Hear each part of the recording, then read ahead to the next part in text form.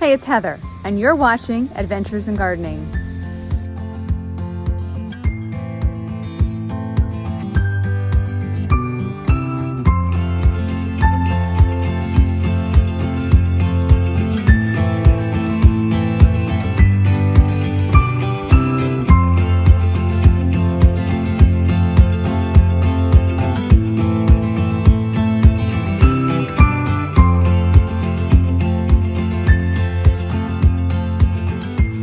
So today is going to seem a little bit like all the seasons are clashing, because even though it's so mild and so the temperature is just so wonderful right now, I still need to get ready for Christmas. And typically here in Connecticut Zone 6, if I don't get the fresh cut greens in all of the pots and the hanging baskets, anywhere I want to put fresh cut greens, if I don't get them in by Thanksgiving, you're like pouring warm water over the soil to thaw it so that you can stick the greens in the soil. So that's really not why I'm doing it though, because I looked ahead and it looks like we're gonna have mild weather for quite a while. So I'll be able to do Christmas decorating rather slowly. But the reason that I'm doing it is because there's just so much to do and you just can't like get it all done, you know, in one day. So I'm gonna do it slowly, and I'm gonna do it so that it doesn't look like Christmas yet. So no berries, no bows, it's just going to look like this very subtle transition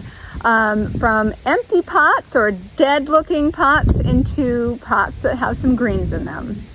Now the other thing we're gonna do today, because we're gonna be working in the greenhouse, is I'm gonna show you some of the things that I have planted in the greenhouse. So let's get going. Okay, so we are doing some plant related things in this video as well. There are my hanging baskets there, and they still have calibrachoa in them, and we are not letting them go to waste. I'm gonna show you how I take care of them, and it's not going to work for everybody, but it works just fine for me. And also I'm going to do a little experiment with sweet potato vines as well. So let's get these hangers down. There are 4 of them, and we're going to put them in our little wagon. Look at how pretty they still look.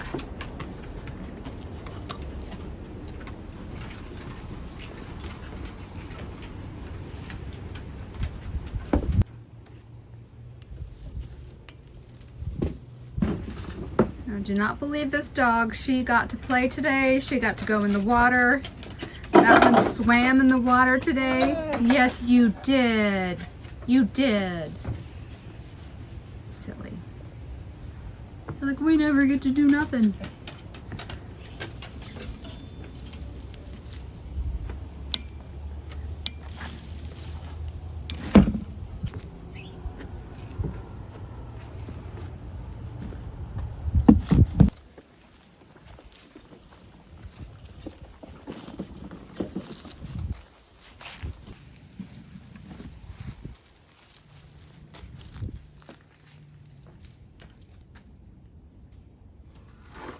All right, so I'm just gonna give you a little tour before we get too messy. And this is such a special little space for me. I just love it so much. It always, if the sun is out, it is just so wonderful in here.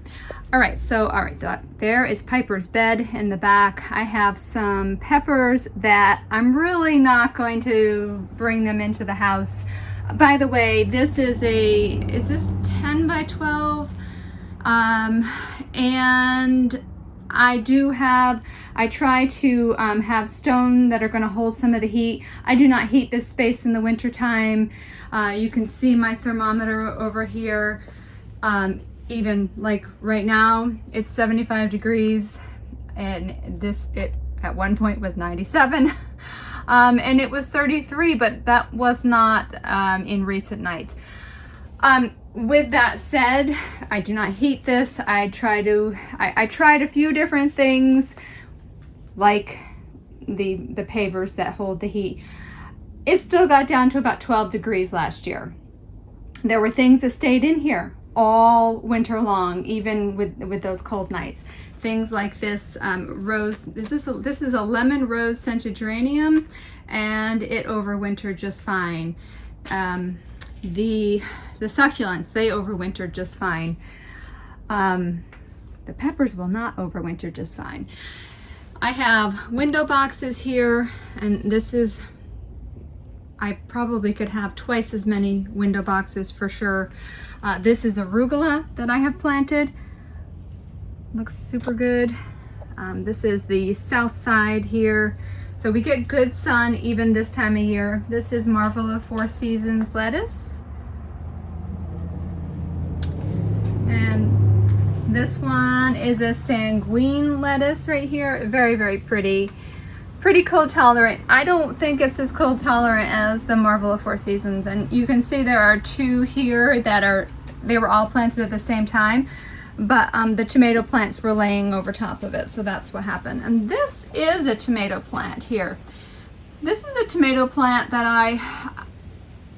what is this one called? Let's see. Tasmanian chocolate, or chocolate Tasmanian. It is a dwarf that I bought for next year, and I just wanted to see how it behaved this year, and it was just planted too late. I have some Ponderosa lemons. These are, I think these are 5 or 6 years now. It could be even more than that. The good ones are in the house. These are kind of the puny ones. These are 1-year Ponderosa lemons right here that need to be transplanted. They will not survive in here. The passion flower that is on the top shelf did survive all winter last year. Never bloomed this year. I fertilized the heck out of it, and still it just The asparagus fern, this is some of these things are temporary in here because until after Thanksgiving. I want to go through Thanksgiving and, you know, enjoy the holidays with not so many plants inside, so that'll come in. This is Pittosporum. The Pittosporum will come inside.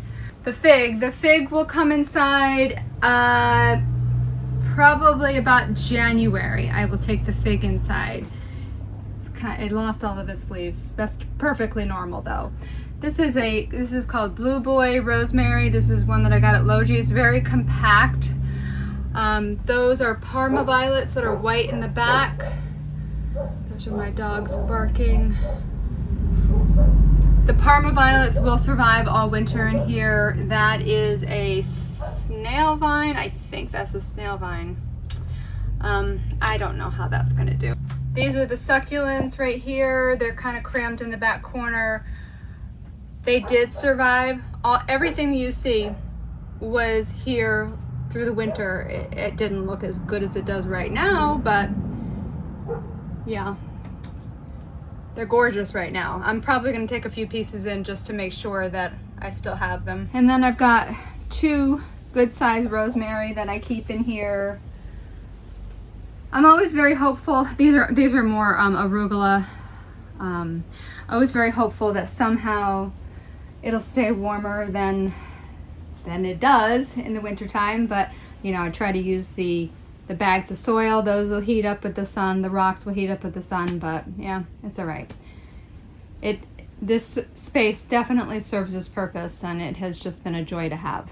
So these hanging baskets have these little latches on them, but they kind of give me trouble. All right, well, they're supposed to flip up, but I think that they're rusted. So I am going to dig out this calibrachoa, and I am going to put it in a pot. I'm going to do a terrible job.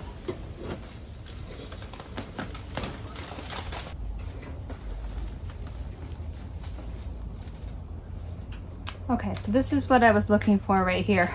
So this I cannot find the answer to this question anywhere. Okay, this is the sweet potato vine, the ornamental sweet potato vine, and this is its sweet potato.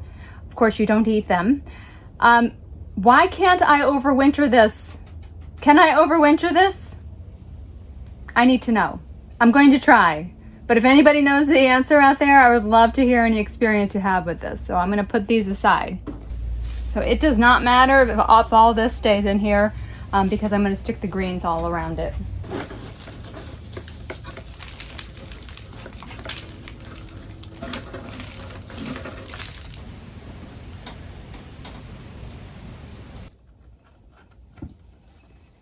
Yes, I am putting them in tight pots on purpose.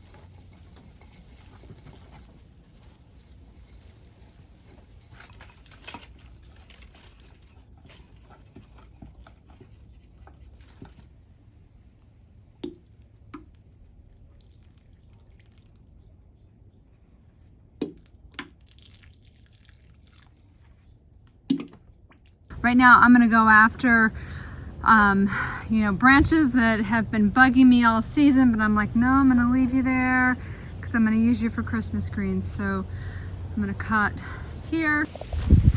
And then these boxwood, oh my gosh, they should have been like sheared completely, but I'm gonna go after here and probably the holly over there.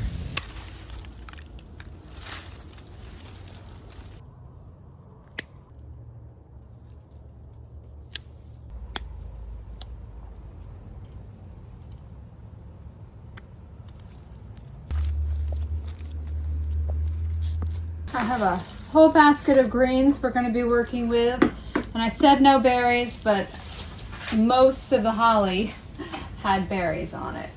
And I am going to start with the holly. I'm going to start with that dark green as my base layer. I usually make kissing balls for the front porch, and I'm like, I don't want to do that anymore. Okay, it was just so much work.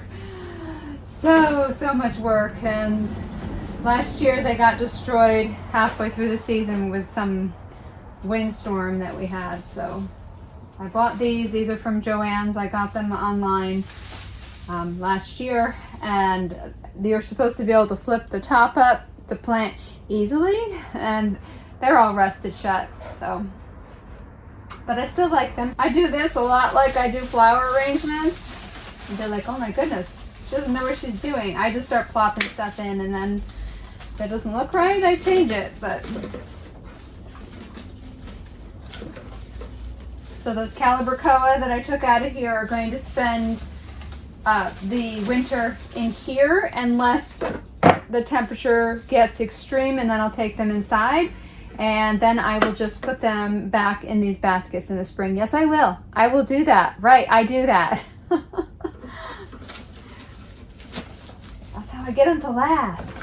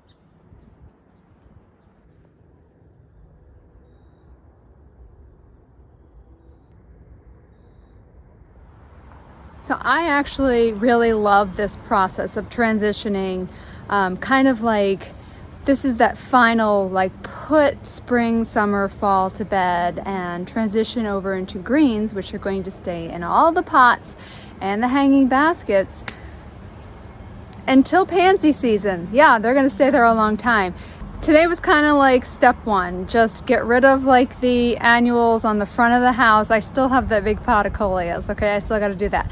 And you know, put the greens in. It doesn't really look like Christmas. I don't think it looks like Christmas quite yet, but I'll jazz it up, you know, right after Thanksgiving with some bows and some bells and all of that.